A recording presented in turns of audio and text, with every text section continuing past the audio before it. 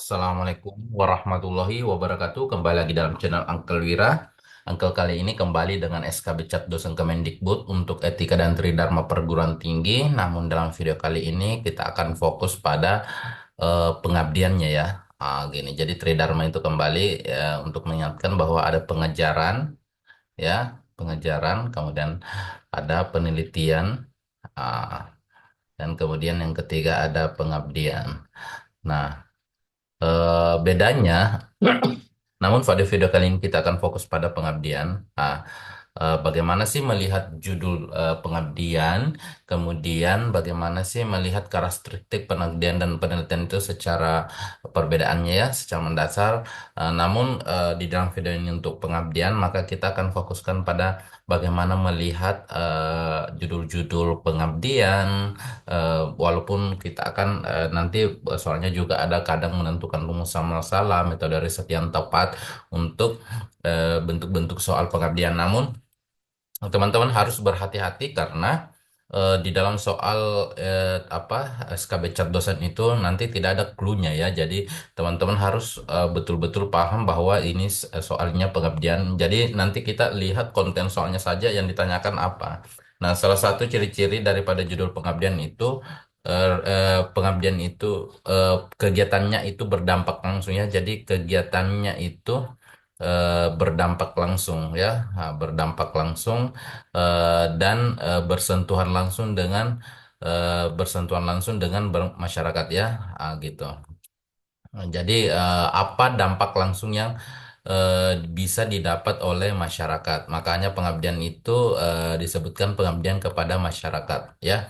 Nanti kelihatan dampak langsungnya seperti apa dan terlibat langsung dengan masyarakat ya, apa yang kemudian bisa diberikan langsung oleh masyarakat biasanya dalam bentuk seminar, pelatihan, dan sebagainya ya, penyuluhan juga ya. Jadi banyak hal yang bisa diterima langsung oleh masyarakat, itu model untuk pengabdian ya. Nah, coba kita lihat saja bentuk-bentuk soal daripada Tridharma, pada khususnya pada Dharma pengabdian ya.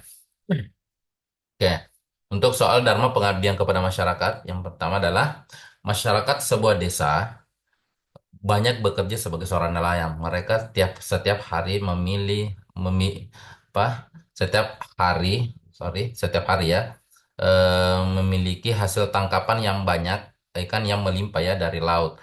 Namun demikian, masalah yang mereka hadapi adalah seringkali ikan mereka busuk karena minimnya produksi es balok di daerah tersebut. Judul pengabdian yang tepat untuk mengatasi masalah di atas.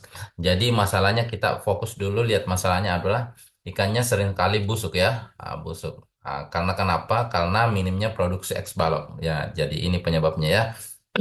Nah, kira-kira kalau kita ingin buat pengabdian untuk masalah di ini ya, di sini hari, hmm, eh, apa yang tepat ya? Coba kita lihat A. Pengembangan rancang bangun pabrik es balok yang ramah lingkungan. B. Pelatihan pengasapan ikan berbahan dasar sabuk kelapa untuk meningkatkan kualitas dan daya tahan ikan. C. Pelatihan pengawetan ikan menggunakan es dengan teknik susun silang. D. Pembangunan pabrik es balok dengan energi terbarukan. E. Pelatihan sistem jual beli ikan segar sebagai bisnis unggulan di wilayah pesisir. Nah, coba kita lihat masalahnya adalah seringkali ikan mereka busuk, artinya daya tahannya lemah ya. Karena disebabkan oleh produksi es balok di daerah tersebut minimnya ya. Nah, kalau kalau kita lihat A ini lebih ke penelitian karena dia modelnya pengembangan ya, rancang bangun. Jadi ini kita tidak pilih sebagai jawaban karena yang diminta adalah pengabdian. Nah, kita simpan BC ya, pembangunan es balok dengan energi terbarukan.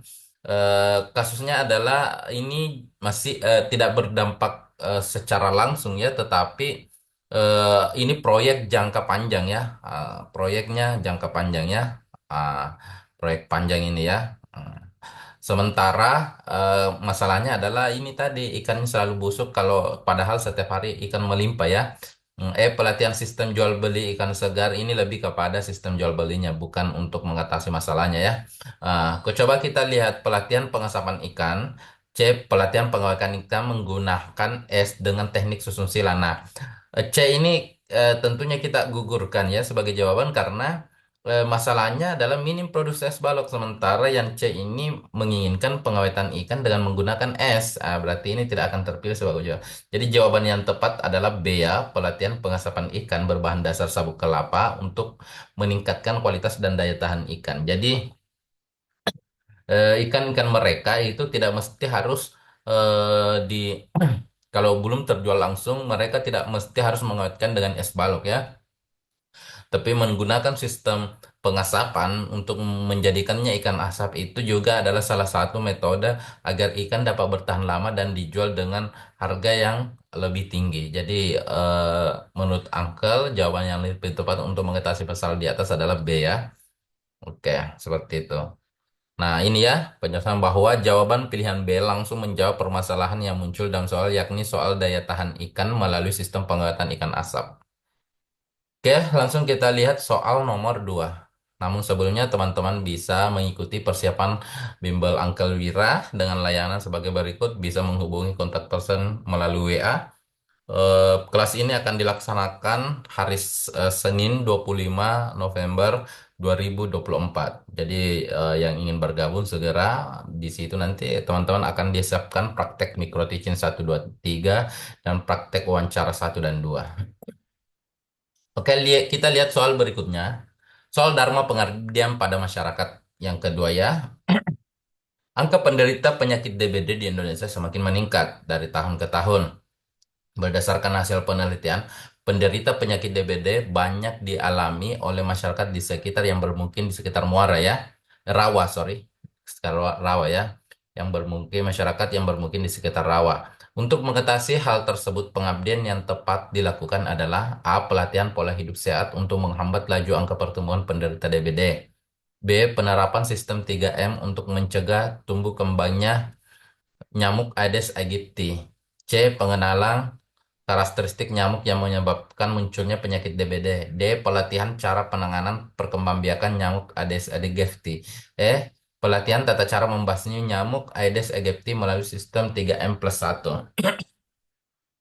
A. Pelatihan pola hidup sehat. Jadi masalahnya apa? Kita lihat berdasarkan hasil penelitian, penderita DBD semakin banyak ya. Semakin banyak dialami dari tahun ke tahun, terutama di daerah yang bermuara di sekitar rawa ya. Jadi masalahnya adalah meningkatnya ini penyakit DBD yang masalahnya ya. Nah, apa kira-kira kalau Anda misalnya seorang dosen yang ingin melakukan pengabdian apa yang tepat untuk mengatasi masalah di atas? Nah, coba kita lihat, kalau pelatihan pola hidup sehat untuk menghambat laju angka pertumbuhan penderita ini sifatnya umum ya.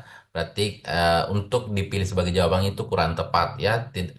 Kita harus fokus pada langsung solusi itu, solusi yang kita tawarkan itu langsung fokus pada penderita penyakit DBD agar tidak bertumbuh ya, ada agar tidak berkembang ya. Kalau pelatihan pola hidup sehat ini terlalu umum ya. Ini umum. Kalau penerapan sistem 3M, nah ini sistem 3M ini adalah solusi untuk menekan laju pertumbuhan penyakit DBD untuk mencegah tumbuh kembangnya nyamuk Aedes aegypti. Nah, tapi kalau penerapan itu lebih kepada riset ya, penelitian. Jadi ini kita tidak pilih sebagai jawaban karena kalau melihat dari redaksinya itu lebih kepada penelitian ya. C. Pengenalan karakteristik nyamuk yang menyebabkan munculnya penyakit DBD.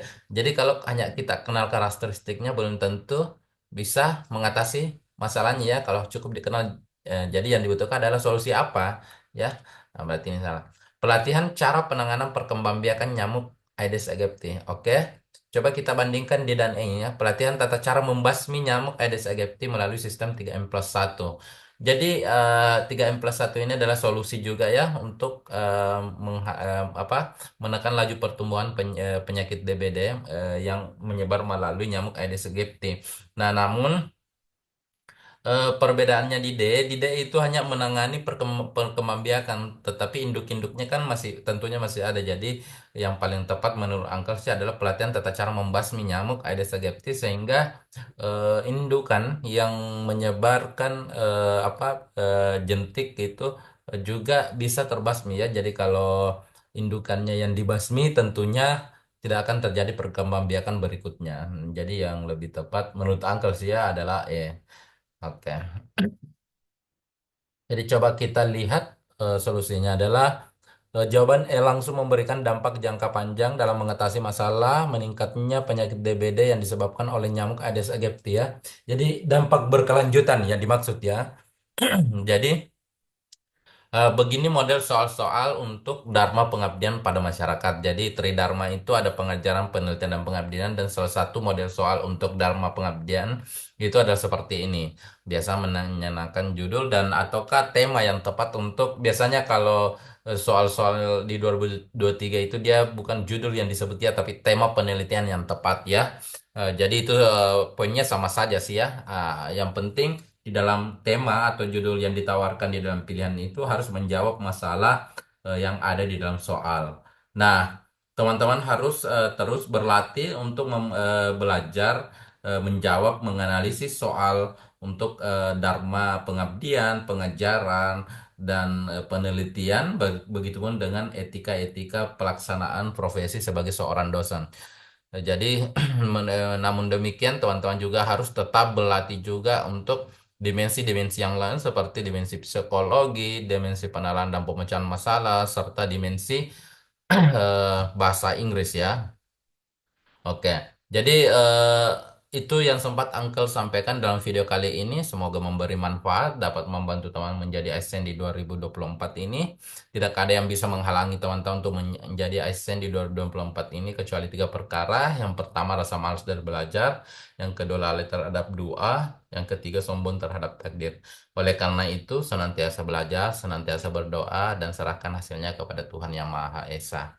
Terima kasih. Assalamualaikum warahmatullahi wabarakatuh.